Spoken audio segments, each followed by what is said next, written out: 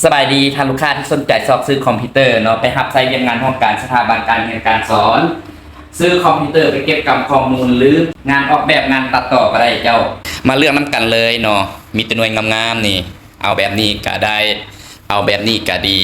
เอาแบบนี้ก็จะเป็นแบบจอโค้งเนาะจอโค้งจะเป็นแบบนี้นี่เลยจะเอาแบบกลแดงกับงามเช่นกันหรือสิเอาตายไปสไตล์แบบนี้เนาะ DHP นี้ CPU นี่ 3,000 ปลายเนาะ 3.3 เอาแบบนี้ก็ได้หรือจะเอาสไตล์แบบนั้นก็ได้เพราะฉะนั้นเรามีหลายแบบนี่สามารถมาเลือกได้เนาะมาเลือกได้มีแต่หน่วยงามๆบ่ผิดหวังแน่นอนเจ้า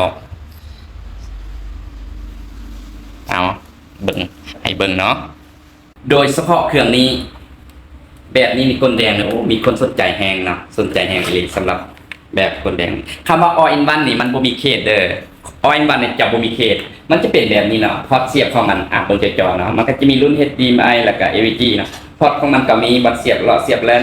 พอร์ตหัวเสียบด้านข้าง2หูทั้งหมดมี6หูบนพอร์ตเสียบ USB